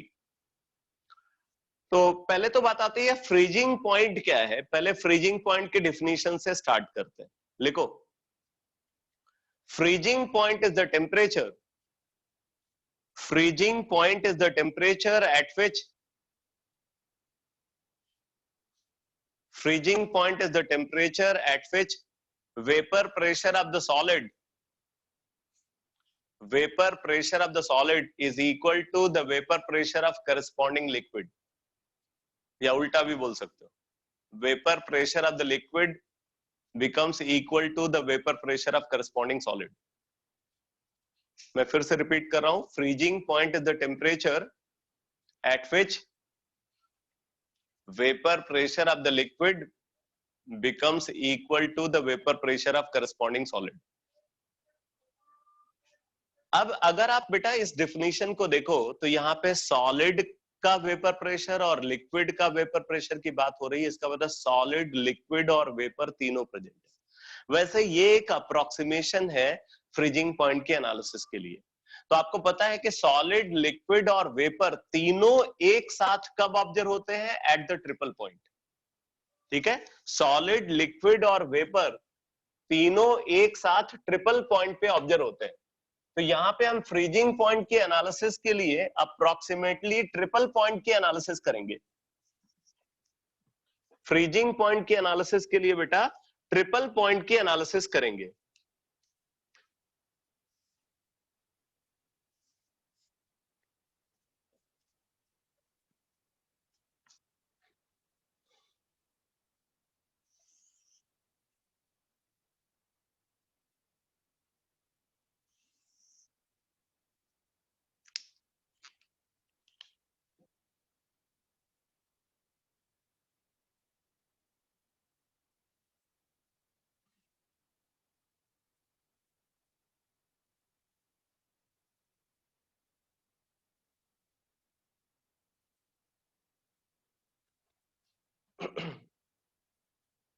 ये हमने दो कर्व यहां पे ड्रॉ किए।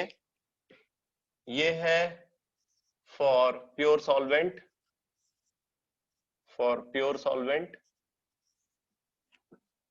और ये जो डॉटेड कर्व हमने कंसीडर किया है ये है फॉर सॉल्यूशन। डॉटेड कर्व हमने कंसीडर किया है फॉर सॉल्यूशन, और ये जो ब्लैक कलर से जो हमने ड्रॉ किया है ये है फॉर प्योर सॉल्वेंट। अब देखो प्योर सॉल्वेंट का ट्रिपल पॉइंट यहां है और सॉल्यूशन का ट्रिपल पॉइंट यहां है।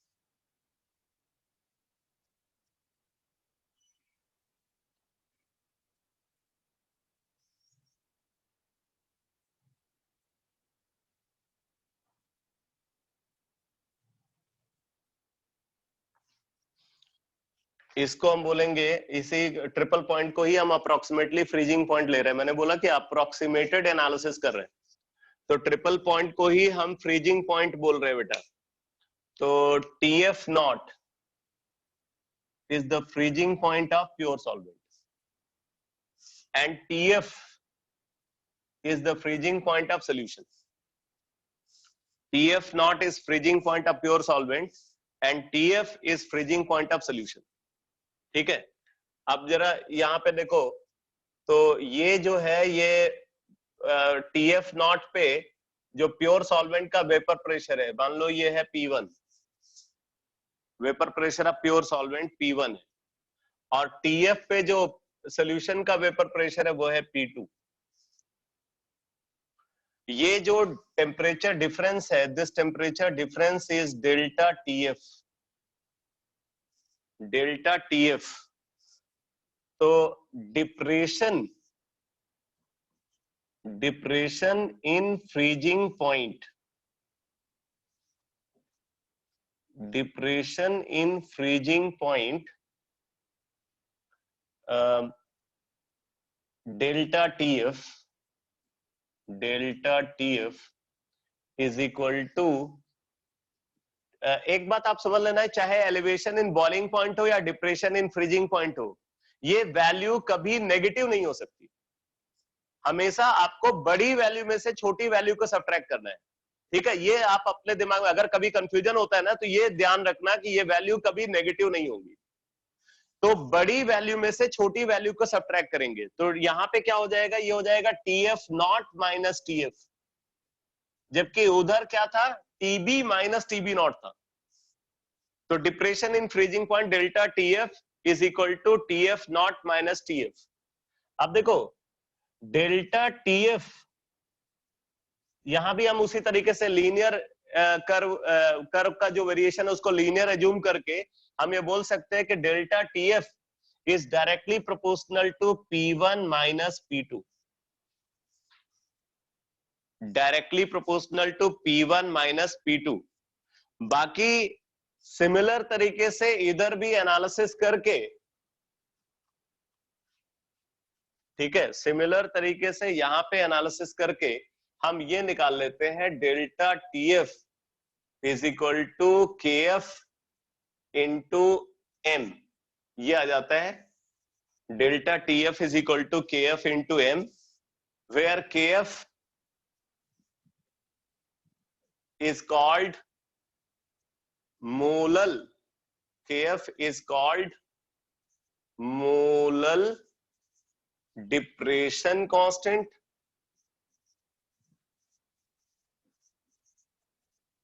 मोलर डिप्रेशन कांस्टेंट और cryoscopic constant, cryoscopic constant. Molar depression constant और क्रायोस्कोपिक कांस्टेंट, ठीक है। और KF को अगर हम देखें तो KF भी सिर्फ सॉल्वेंट पे डिपेंड करेगा। It depends only on the nature of the solvent, it depends only on the nature of the solvent. और यहाँ पे एक बात और इंपॉर्टेंट बता दूं आपको कि KF वैल्यू हाईएस्ट होती है फॉर कैम्फर, कैम्फर के लिए KF वैल्यू सबसे ज्यादा होती है। तो ये इंफॉर्मेशन इंपॉर्टेंट है, कैम्फर के लिए KF वैल्यू सबसे ज्यादा है।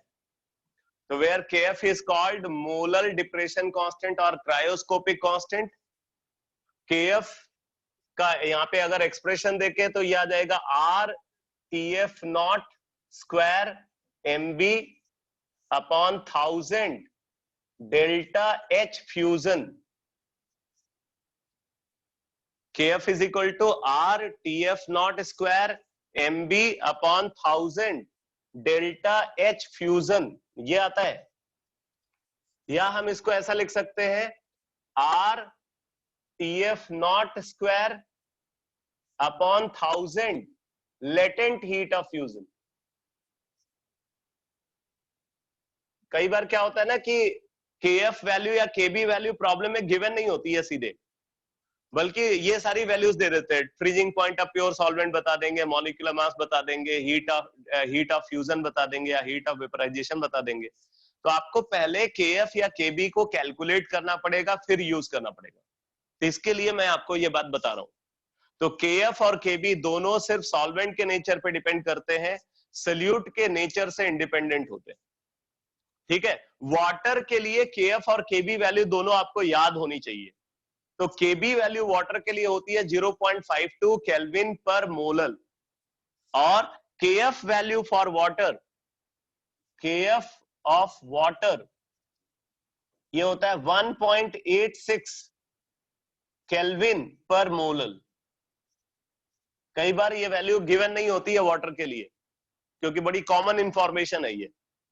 तो KF of water 1.86 kelvin per molal और KB of water 0.52 kelvin per molal, ठीक है। तो इस तरीके से हम एलिवेशन इन बॉइलिंग पॉइंट और डिप्रेशन इन फ्रीजिंग पॉइंट को डिटरमाइन करते हैं। कल की क्लास में मैं कुछ न्यूमेरिकल्स कराऊंगा इस कॉन्सेप्ट पे बेस्ड, एक दो थ्योरेटिकल इंफॉर्मेशन भी है जो मुझे डिस्कस करनी है, और फिर उसके बाद मैं लास्ट कॉन्सेप्ट डिस्कस करूंगा एबनॉर्मल कोलिगेटिव प्रॉपर्टी, जिसके बाद ये चैप्टर फिनिश हो जाएगा। तो कल थ्योरेटिकली ये चैप्टर को हम लोग फिनिश करेंगे, ठीक है बेटा। हाँ बोलो सर। ये इस ग्राफ में वो क्या कहते हैं, वेपराइजेशन कर्व के राइट में क्या बना है वो लाइन? देखो मैंने ये बोला कि ये जो है ना, ये वाला जो पार्ट है, दिस इज वेपराइजेशन कर्व। ये ब्लैक कलर की जो कर्व हमने कंसीडर किया, ये है for pure solvent, vaporisation curve for pure solvent. और ये वाला जो कर्व डॉटेड लाइन से हमने कंसीडर किया है, ये वेपराइजेशन कर्व फॉर सॉल्यूशन है। सर वो राइट में क्यों बनेगा? अच्छा, राइट में क्यों बनेगा? अच्छा, ये बात तो आपको समझ में आ रही है ना कि सॉल्यूशन का जो वेपर प्रेशर होगा वो प्योर सॉल्वेंट के वेपर प्रेशर से कम होगा। Yes sir. ये बात समझ में आ रही है? इसका मतलब ये जो डॉटेड कर्व है ये इसके तो नीचे ही लाई करेगा ना। Yes sir. ठीक है, तो उसी के करस्पॉन्डिंग इधर जो फ्यूजन कर्व और सब्लिमेशन कर्व है वो भी शिफ्ट हो जाता है, वो लेफ्ट साइड में आता है। सर वो लेफ्ट में तो वैसे आएगा। सुनो, ये एक्सपेरिमेंटल डेटा के बेसिस पे कर्व ड्रॉ किया गया है। अब इसमें क्या क्यों कैसे ज्यादा हम नहीं कर सकते, ठीक है। जो एक्सपेरिमेंटी इनके बेसिकली जो सोल्यूशन है, सोल्यूशन को सॉलिड फॉर्म में एग्जिस्ट करने के लिए क्या क्या प्रेशर और टेम्परेचर रिक्वायर्ड है, उन प्रेशर और टेम्परेचर के करस्पॉन्डिंग हमने कर्व ड्रॉ किया है। ऐसे ही जो प्योर सॉल्वेंट है, प्योर सॉल्वेंट कब कब सॉलिड फॉर्म में, कब कब लिक्विड फॉर्म में, कब कब वेपर फॉर्म में एग्जिस्ट करेगा, उसके करस्पॉन्डिंग प्रेशर और टेम्परेचर को कंसीडर करते हुए हमने दूसरा कर्व ड्रॉ किया। ओके, थैंक यू आई बात समझ में? तो उन एक्सपेरिमेंटल डेटा के बेसिस पे ये कर्व ऑब्जर्व। सर। एक वो आज ना मैं लेट हो गया था, तो लेक्चर डाल दोगे ग्रुप में? हाँ मैं कर दूंगा, लेक्चर अपलोड कर दूंगा। Thank you. ओके बेटा। Excuse me sir. Hmm, sir class में बोलो बीच सोबित। में 5 मिनट का ब्रेक दे दिया करो, थोड़ा ठीक रहेगा। अच्छा, क्या ठीक रहेगा? सर थोड़ी हेल्प मिल जाएगी सर, वो ना 2 घंटे एक ही जगह पे बैठे रहो तो। अच्छा आज दो, हाँ क्लास आज थोड़ी ज्यादा हो गई, 1 घंटे 45 मिनट की हो गई, तो कोई बात नहीं। सर ब्रेक तो वैसे 5 मिल मिनट जाता का है ब्रेक जब जो है। हाँ सर, 5 मिनट का ब्रेक सर सही रहेगा ना सर? हाँ हाँ फिर हाँ, पानी समझ पूनी रहा पी हूँ। आएंगे सर, थोड़ा हवा खा हाँ लेंगे हाँ, बाहर। पानी वानी तो लेकर के बैठ सकता है वही बगल में। सर वो चलो तो कोई ठीक है कोई सर। बात नहीं। ठीक ठीक। Okay sir, thank you. Okay बेटा।